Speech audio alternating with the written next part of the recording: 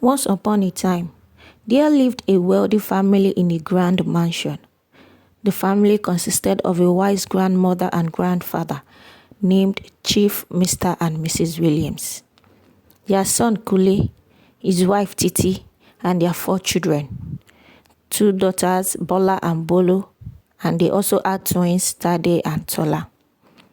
Grandmother Williams had a special fondness for Tade, her only grandson. She adored him more than anyone else in the family, which sometimes caused tension.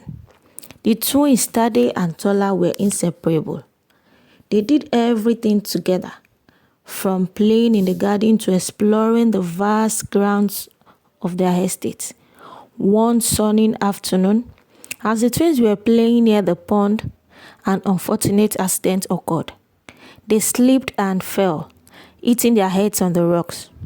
Both Tade and Tola were rushed to the hospital in critical condition, and the doctors informed the family that they needed blood transfusions urgently to save their lives. When the doctors explained that they needed to use blood from a matching donor, Grandmother Williams made a heart-wrenching decision. Blinded by her love for Tade, she instructed the doctors to take blood from Tola and give it to Tade, believing that saving her beloved grandson was more important. Despite their efforts, Tola's condition worsened, and she slipped into a coma.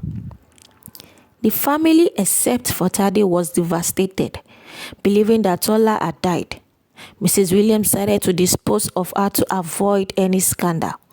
She told the doctors to dispose her body, thinking that Tola might not make it alive, but the doctor told her that it's against their profession. She decided to inform her PA, which she did, and she told her PA to dump her unconscious body in the forest. She had her dumped in a distant forest, hoping to erase the memory of the tragedy. But fate had other plans. An old man named Thomas, living on the edge of the forest, found Tola barely alive. He took her in, cared for her, and nursed her back to earth. Tola grew up with Thomas, unaware of her true identity.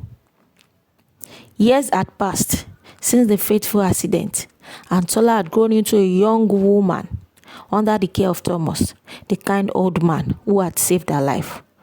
Thomas worked as a cleaner in a grand mansion, and though life was humble, and they found joy in each other's company. One day, Thomas fell gravely ill, unable to continue working. He asked Tola to take his place at the mansion.